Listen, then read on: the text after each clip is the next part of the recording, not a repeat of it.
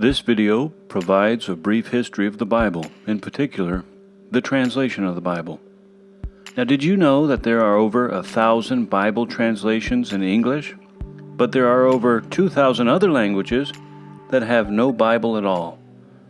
Now, let's talk a little bit about the history of Bible translations. There are ancient translations, medieval translations, and modern translations. Let's start with the ancient translations. Now, one of the earliest, from around 150 AD, is known as the Peshitta. It is written in Syriac or Aramaic. It is believed that the Old Testament of the Peshitta was translated from the Hebrew and the New Testament was translated from the Greek. No known original manuscripts of the Peshitta exist until the 5th or 6th century. However, a man named J.S. Assamane, born in 1687, reports that a Syriac gospel dated to 78 AD was found in Mesopotamia. Next, 180 AD, the ancient translations of Old Latin. There exist about 80 manuscripts. Now, a Christian named Jerome translated the Old Latin into Latin around 405 AD. His translation is known as the Latin Vulgate, and there are currently around 8,000 manuscripts of the Vulgate. It's believed to be the longest enduring and most influential translation of all time, serving all of Christendom for over 1,000 years. Next, we move into modern English translations. They date from around 1400 to 1600 AD, starting with the Wycliffe Bible. It was translated into Middle English, appearing from 1382 to 1395. Translated by hand before the printing press. People would pay a load of hay to read it for a single day. The translator, John Wycliffe, had many enemies for doing so. After his death, his enemies dug up his bones to burn them. Now fast forward 100 years to 1535 AD, and we see the Tyndale Bible by William Tyndale and Miles Coverdale. It was condemned by the Roman Catholic Church. The Tyndale Bible was produced in Europe and smuggled into England in flour sacks. William Tyndale was caught and burnt at the stake. 2 years later, in 1537, comes the Matthew's Bible, published by John Rogers under the pseudonym Thomas Matthew. Now, he was a friend of Tyndale. He was also captured and put to death under the Catholic Queen Mary. 2 years later, in 1539, comes the Great Bible. It's called Great because of its size. That is said to be the first authorized edition of the Bible in English, authorized by King Henry VIII of England. There were over 9,000 printed copies in the year 1541. Now, 20 years later, in 1560, comes the Geneva Bible, believed to be one of the most historically significant translations, preceding the King James Version by 51 years. It was the primary Bible of the 16th century English Protestants and was used by many famous people, including William Shakespeare. It was also carried to America on the Mayflower. Less than 10 years later, in 1568, the Bishop's Bible appears. It was produced under the authority of the established Church of England. Many believe it was intended to counteract the biases of the Puritans' Geneva Bible. Its significance is that it was used as the base text for the King James Version. In speaking of the King James Version, it appears some 40 years later in 1611, and it's the most famous English Bible of all time. People are still in love with it some 400 years later, a beautiful piece of literature that may never be excelled. But it went out of popularity due to outdated language and an outdated knowledge of the ancient texts. Finally, we come to the late modern period of translations, from 1880 until today. Now, in 1881 comes the Revised Version. It was an overdue revision of the King James, but it didn't take well with the public.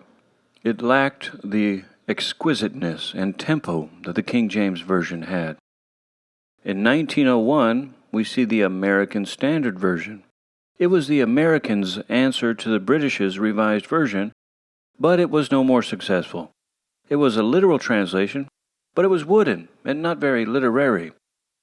Some 40 years later, in 1947, comes the Phillips New Testament, translated by Anglican clergyman J.B. Phillips. It was one of the first paraphrased Bibles. It was used to help the youth. It became very popular to the weary readers of the King James. Around the same time came the Revised Standard Version in 1952, also known as the RSV. It is a revision of the American Standard Version and was intended to be readable and literarily accurate modern English translation in the tradition of the King James. But it was rejected by most evangelicals because of its liberal bias, particularly in translating Isaiah 7:14, the virgin, as the young maiden, as well as other passages. It was replaced by the New Revised Standard in 1989, which is also liberal biased, gender inclusive, ecumenical, etc. In 1971 came the New American Standard Version, or the NASB. It's considered by many to be the best literal translation of the Bible in the 20th century. It was a result of the evangelicals' desire to have a modern translation that they could trust. It is an accurate, literal study Bible, but it lacks the beauty and majesty of the King James.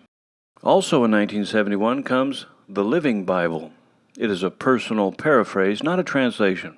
It was produced by Kenneth N. Taylor for his children, but it lacked a popular scholarly basis, so it was revised by scholars and then called the New Living Translation.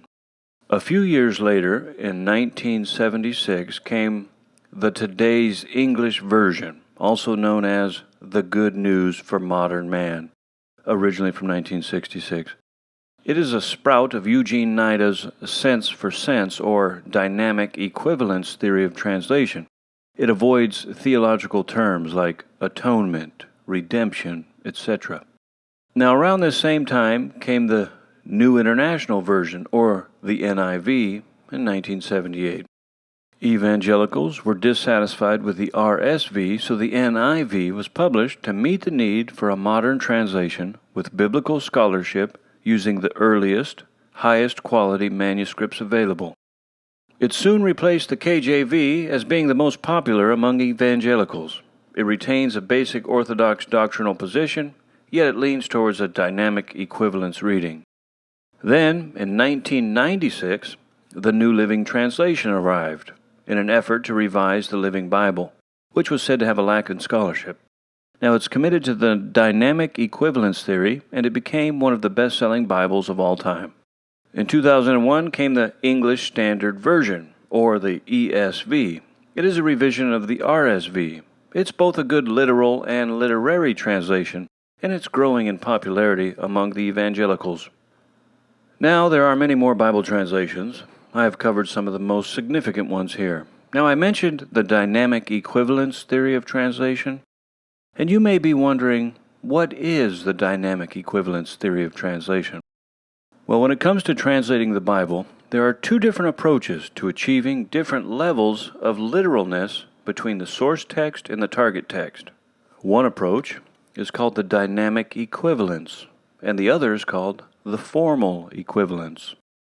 The dynamic equivalence, also known as the functional equivalence, aims at translating the meaning of phrases. It's a phrase-for-phrase translation. On the other hand, the formal equivalence aims at translating each word separately without looking how the words are used together in a phrase. It's a word-for-word translation. Those who oppose the dynamic equivalence provide several reasons for their opposition. For one, it makes interpretive decisions for the reader, and there's a danger that they could be wrong. Two, it mistakenly encourages the translators to interpret images and figures for the reader. 3. It mistakenly tries to translate the significance of the text and not just the meaning. 4. It mistakenly requires that the translator resolve ambiguities for the reader. 5.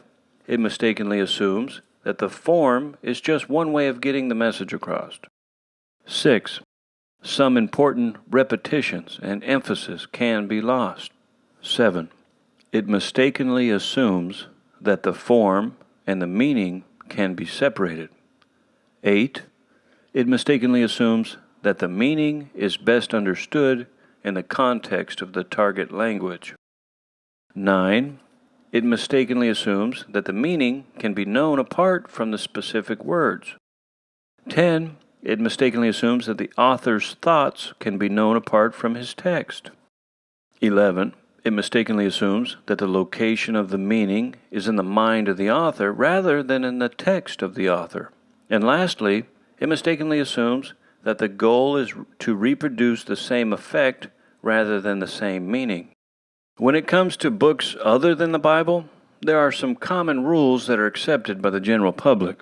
That is, when an author writes a book, the author expects the words to remain unaltered by the editor and the publisher. The author believes that his words matter. You see, he chooses his words for a specific purpose. Figurative language is not changed but can be explained in the notes. And when it comes to the readers, do they not expect to receive the actual words of the author? And in areas of difficulty, the reader can simply be educated as to the meaning of the text. So if these rules are accepted for other books, why can we not treat the Bible with the same respect? If you would like to know what makes a good translation, Dr. Leland Ryken shed some light in his book titled The Word of God in English. A good translation expects the best from its readers. It is transparent to the original text, it retains the poetic form of the original, and it has beauty and dignity. It's accurate, it's clear, and it's orthodox. I believe that paraphrased Bibles, like the NLT, the Message, the Good News Bible, etc., while they may have some good devotional value, they're not good translations. Likewise, the dynamic equivalent Bibles, like the NIV, are not good translations either. The good translations are the literal translations like the NASB and the NET. Also, the literary translations are good, such as the King James, the New King James, and the ESV. I believe the best study Bible is the NASB. The best literal and literary Orthodox translations are the New King James and the ESV. Well, I hope you've enjoyed this brief history on the Bible, and particularly Bible translations. Thanks for watching. Please comment, share, like, and subscribe, and have a great day.